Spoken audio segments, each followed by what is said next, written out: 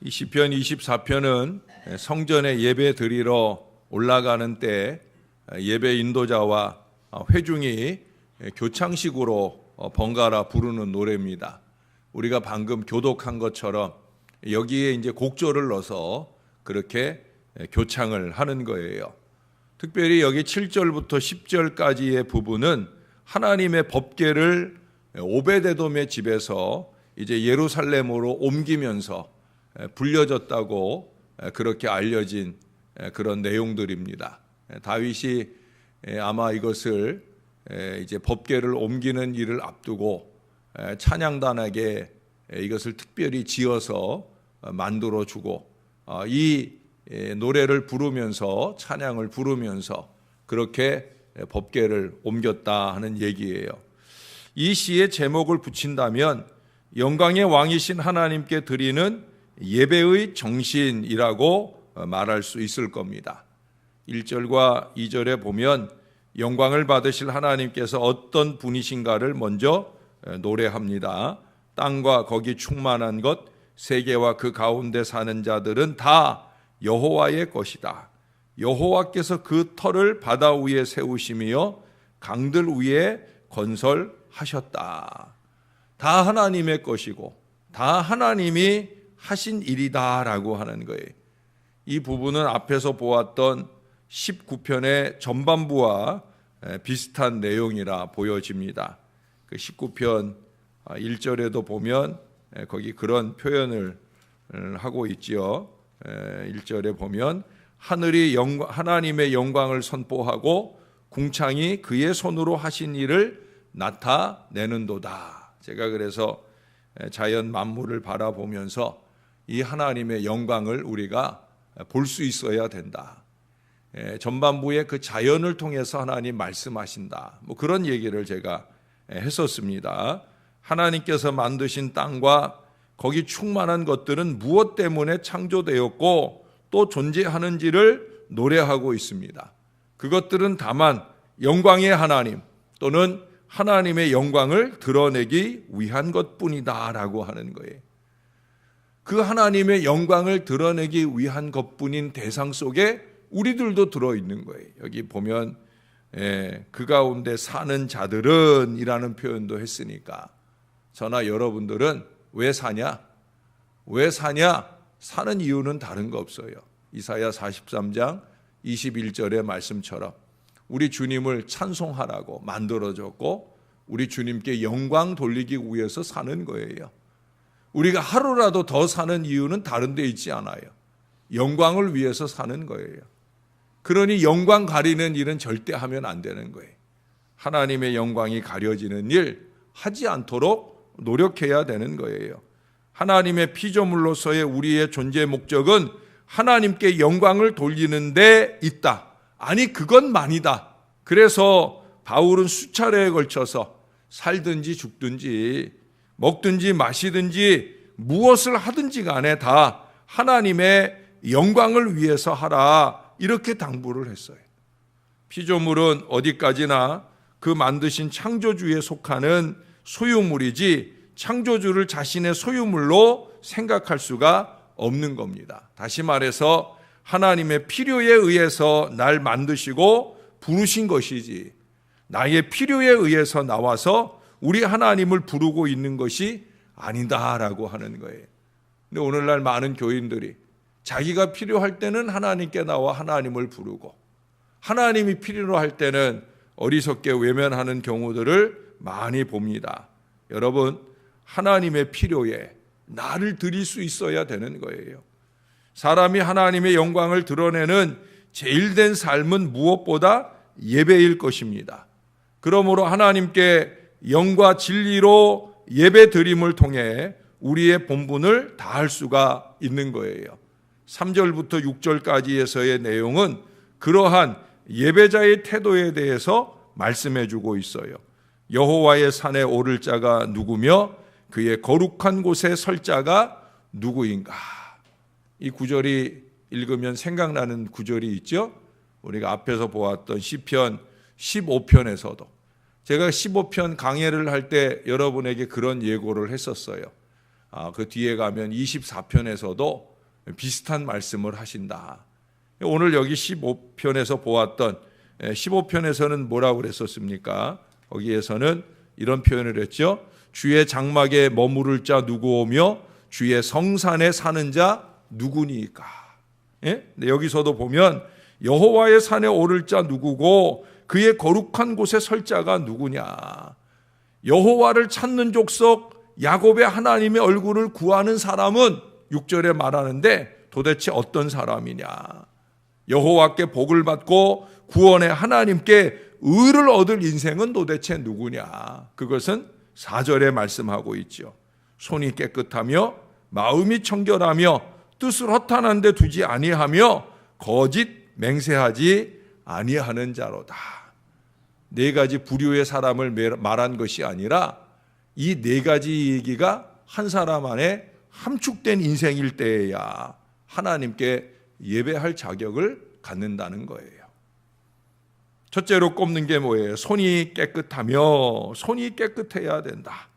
이 말씀은 그저 손이 악하고 더러운 일을 하지 않고 하나님 보시기에 선하고 의로운 일을 행하고 있는가라는 걸 묻는 말씀이에요. 우리가 시편 15편에서도 그 2절에서 바로 꼽는 세 가지 단어를 기억하셔요. 정직과 공의와 진실이었어요. 제가 그때 그런 말씀을 드린 게 기억나나 모르겠어요. 세 가지 단어로 표현했지만 결국 한 가지 얘기를 하는 거다. 정직, 그것을 말하는 것이다. 그 정직은 단순한 정직이 아니다. 거짓말이나 안 하는 이런 정도가 아니라 그랬어요. 히브리 말로 타밈이라고 가르쳐드리고 그 말은 완전 무결을 말하는 것이다. 쉽지 않은 일이죠. 여러분, 전과자들이 쓰는 은어 중에도 그런 말을 쓰잖아요. 이제 다시는 나쁜 짓 안 하겠다고 그럴 때 뭐라고 그래요? 나 이제 손 씻었어. 예? 나 이제 손 씻었어.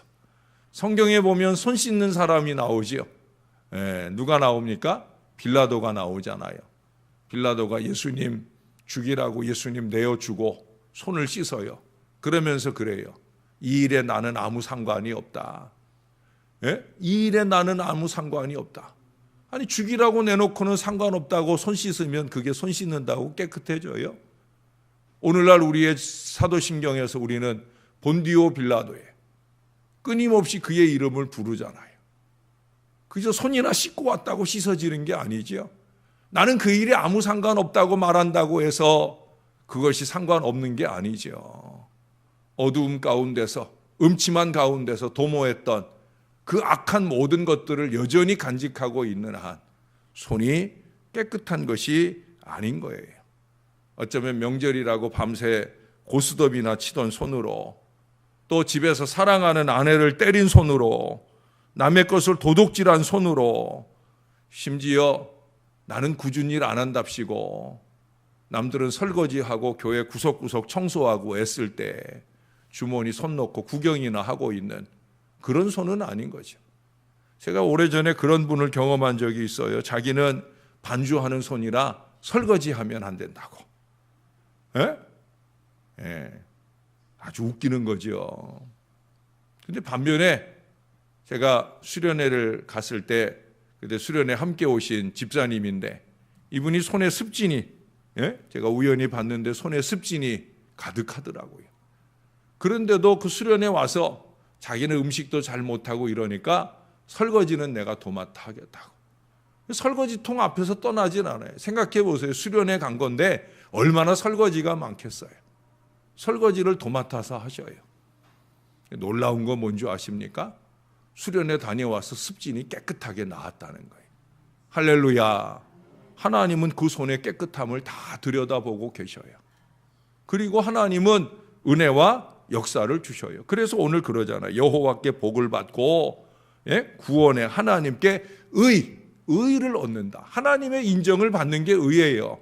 내가 스스로 나를 의롭다고 생각해서 의로운 게 아니에요. 내가 손을 닦는다고 해서 의로운 게 아니에요. 전부여 의지 없어서 손 들고 옵니다. 여러분 이 찬송에서 들고 있는 손은 설거지 하다가 반찬 냄새 풀풀 나는 손이라도, 또 청소를 하다가 나온 손이라 할지라도, 아니면 하시는 일이 기름 일을 하느라고 그 손톱마다 기름때가 찌들어 있다고 할지라도, 그래도 자신에게 주신 삶의 자리에서 최선을 다하며 하나님과 사람 앞에 부끄러움 없이 살다 나온 손, 내 모든 고생을 통해 내 하나님이 영광을 받기 원하는 그 겸손한 믿음의 손, 그 손을 들고 나올 때 주님이 그 예배를 기쁘게 연락하시는 거예요. 의지할 곳이 없고 나약하고 부족하고 빈손이지만 삶의 순간순간을 하나님의 영광을 위해서 내가 무엇인가 하겠다. 우리 9월 내내 우리가 주일마다 함께 나누었던 말이 뭐예요? 이 순간 내가 할 일이 무엇일까? 가정 안에서, 직장에서, 교회에서 이 순간 내가 할 일이 무엇일까? 이걸 고민하면서 주의 영광이 되도록 살아가는 그 믿음의 아름다운 손, 바로 그런 손이에요. 이런 사람은 그 다음에 마음도 청결한 거예요. 팔복 가운데 보면 예수님 그런 말씀하시죠. 마음이 청결한 사람은 복이 있나니 저가 하나님을 볼 것이다. 하나님을 볼 수 있다는 그런 말씀을 하셨어요. 여러분 경축 행사를 하는데, 경축 행사를 하면 많은 사람들이 그 행사에 주인공을 보려 하잖아요. 자꾸 앞으로 나오려고 그러잖아요. 그래서 어떻게 하든지 주인공을 보려고. 앞자리에 앉아서 하나님을 배우는 믿음도 아름다운 것이지만 더 중요한 건 뭐예요? 하나님을 볼 수 있는 청결한 마음을 갖는 것이 중요한 거예요. 여러분 손이 깨끗하다는 것과 마음이 깨끗하다는 것은 동시적인 거예요. 아까 빌라도를 예로 들었잖아요. 손 아무리 씻어 깨끗해봐야 그 마음이 예수를 죽는데 내어줬는데 깨끗한 게 아니죠. 청결한 게 아닌 거예요. 자기 혼자 살겠다고 그 백성들의 민심이 두려워서, 이번 주일에도 말하지만 다수의 뜻이 항상 좋은 거 아닙니다. 그 다수는 예수님을 십자가에 못 박으라 하는 뜻이었고 빌라도는 어리석게 그 뜻을 따라가는 그 연약한 마음이었어요. 여러분, 마음이 청결한 사람은 그의 손으로 하는 범사가 깨끗하지 않습니까? 예수님의 산상수훈의 가르침 가운데서도 마음의 음욕을 품는 자마다 간음하는 것이다. 마음의 범죄가 육체적 범죄로 연결되기 때문에 주시는 경고의 말씀이에요. 우리가 2주일 전에도 입으로 들어가는 것이 사람을 더럽게 하는 것이 아니라 오히려 그 속에서 나오는 것, 그 속에서 나오는 것이 사람을 더 더럽게 한다. 그 속으로부터 악한 말이 나오고 악한 행동이 나올 때에 그것이 더 더러운 것이다 라고 예수님 말씀하셨어요. 마음이 청결하다는 것은 죄악이 없는 것을 의미하는, 다시 말해 하나님께 드리는 우리의 예배의 중보자가 되시는 우리 예수님을 통한 그 죄 씻음을 받은 삶을 말하는 거겠죠.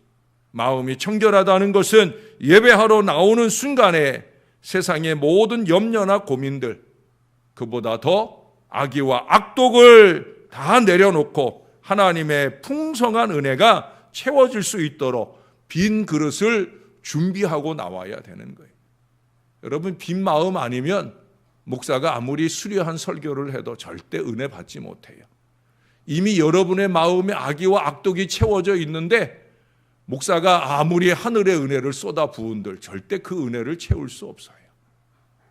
마음을 깨끗이 하셔요. 마음을 청결히 하셔요. 빈 마음을 가지고 주님 앞에 오셔야 부족한 종이 어눌하게 말씀드려도, 제가 늘 거친 표현으로 말씀드리잖아요. 개떡같이 말해도 찰떡 같은 은혜가 임하게 되는 줄로 믿습니다. 그러므로 청결한 마음을 가진 사람은 뜻을 허탄한 데 두지 않아요. 뜻을 허탄한 데 두지 않아요. 여러분, 지금 여러분 하나님 말씀을 들을 때 여러분의 마음의 뜻은 어떤 데 두고 있어요? 아, 저 말씀 통해서 은혜 받아야지. 이 마음이죠. 그 마음이 당연한 마음이에요. 야, 저 말씀 속에서 어떻게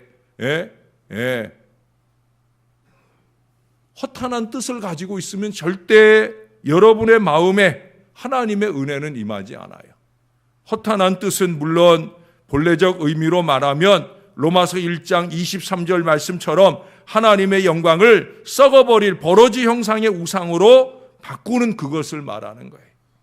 다시 말해 예배의 대상이 하나님 아닌 허탄한 데 두지 않는 것을 의미합니다. 좀 더 풀어서 생각을 해보면 예배를 드리면서 다른 데 마음을 두는 걸 의미해요. 예배에 하나님께 집중되어 있지 않다는 거예요. 하나님께 집중되어 있어야 되는 거예요. 혹시라도 예배 드리면서 내가 문은 제대로 잠그고 왔나? 이 생각조차 우리 마음에 임하면 안 된다는 거예요. 설사 우리 집이 다 털리는 한이 있어도 이 시간 예배할 때는 하나님만 집중하고 봐야 되는 거예요.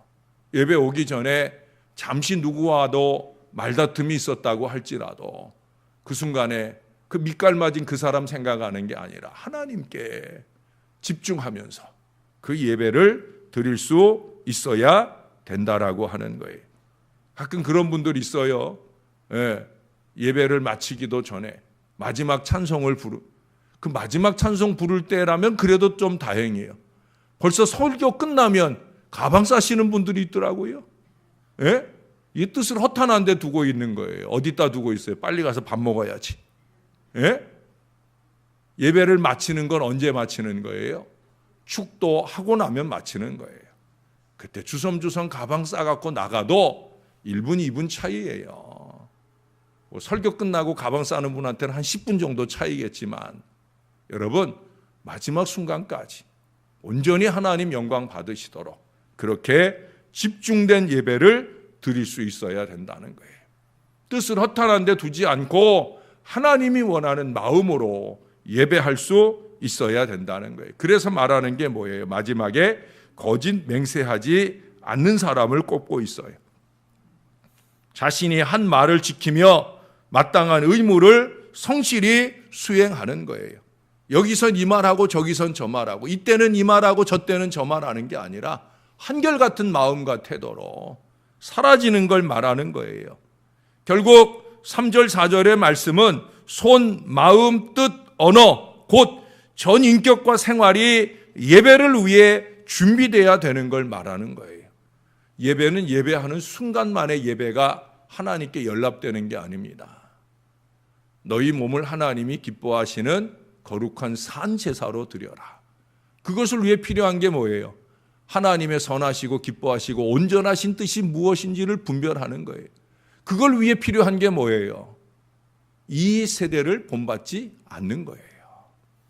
이 세대를 본받지 않는 것으로부터 그러면 뭘 본받으며 사느냐? 하나님의 선하시고 온전하시고 기뻐하신 뜻, 그것을 본받으려 하는 거예요. 그 마음으로 삶을 살아갈 때 우리 몸을 하나님이 기뻐하는 거룩한 산 제사로, 여기 와서 예배할 때만 하나님이 받으시는 예배가 아니라는 거예요.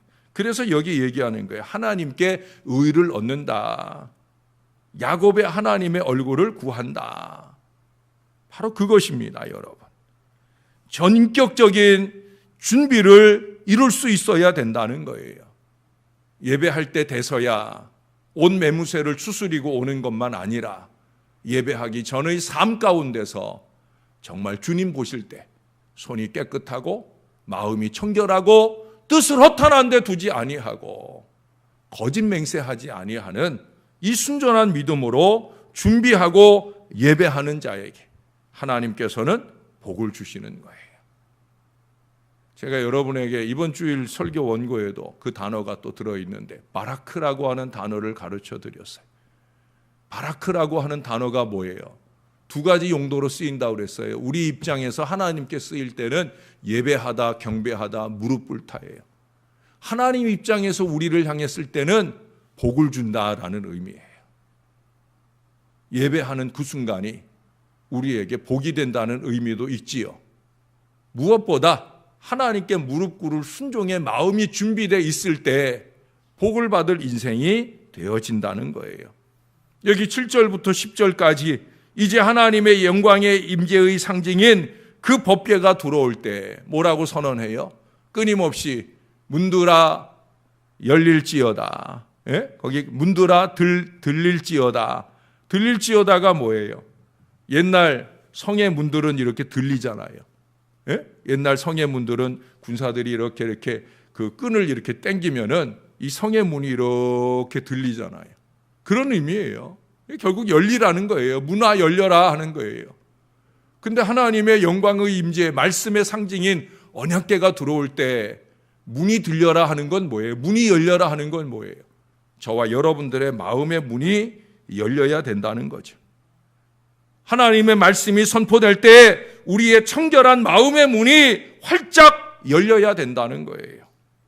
삶으로 준비된 예배, 마음의 문을 활짝 연 예배, 우리가 늘 이런 예배로 하나님께 온전히 영광을 올려드릴 때 우리는 예배를 통해 복을 받으며 예배 이후에 우리의 삶을 통해서도 하나님께 복을 받게 될 거예요.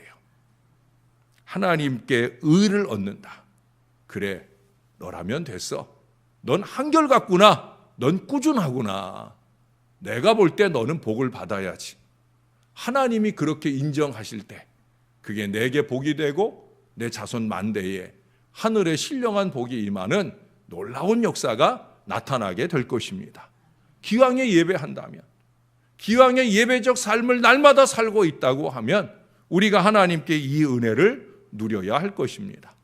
시편 15편을 본 지 얼마 안 되는데 오늘 24편에서 다시 한번 여호와의 산에 오를 자 누구며 그의 거룩한 곳에 설 자가 누군가 라고 우리들에게 경고하며 말씀하십니다. 저와 여러분이 더 옷깃을 여미고 우리 주님 앞에 그 신실한 믿음으로 예배하는 아름다운 삶을 살아야 되겠다 결단하고 돌아가시는 은혜의 아침이 되시기를 주님의 이름으로 축원합니다. 기도하겠습니다. 여호와의 성산에 오를 자, 주님께 참으로 예배할 자 누구인가? 이곳은 거룩하신 주님이 계시고 주님의 영광이 임해 계신 곳인데 그 영광에 접근하는 우리가 어떠해야 할 것은 너무나 자명한 것입니다. 우리의 손에 가진 것이 없다 할지라도, 참 연약하고 부족하다 할지라도 그래도 손들고 주 앞에 옵니다. 나는 참으로 아무것도 아니라고, 나는 무지몽매한 인생이라고, 하나님의 말씀으로 나를 깨우쳐 주지 않으면 나는 한 발자국도 갈 수 없는 그런 연약한 존재라고, 그렇게 마음 문을 열고 주님 앞에 나온 이 백성들에게 오늘도 주님께서 새기듯 주의 말씀을 주시니 감사를 드립니다. 주님, 우리도 복을 받고 싶습니다. 그보다 먼저 하나님께 하나님의 의로 인정받는 인생이 되기를 원합니다. 내가 생각하는 의가 아니라, 내가 생각하는 정결함이 아니라 하나님이 참으로 나를 의롭다 인정할 만한 손이 깨끗하고 마음이 청결하고 뜻을 허탄한 데 두지 아니하고 무엇보다 거짓 맹세하지 않는 어리석은 인생이 되지 않도록 하나님 우리를 꼭 붙들어 주시옵소서. 주님이 원하는 손을 갖고 싶습니다. 주님을 위하고 교회를 위하고 다른 사람들을 위해 희생하는 아름다운 손길이 되기를 원합니다. 마음속으로부터 깨끗한 마음을 가지고 하나님의 뜻을 이루어가는 건강한 믿음의 삶을 살고 싶습니다. 오 아버지 하나님, 저희들이 한 입 가지고 두말하지 않게 하옵소서. 한 입 가지고 두말하지 않게 하옵소서.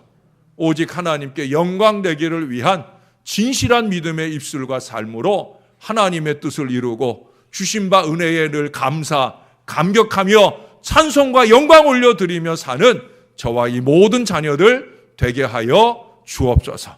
오늘 하루도 그렇게 주님을 기쁘시게 예배하는 마음으로 아름답게 살아내도록 은혜를 더하여 주시옵소서.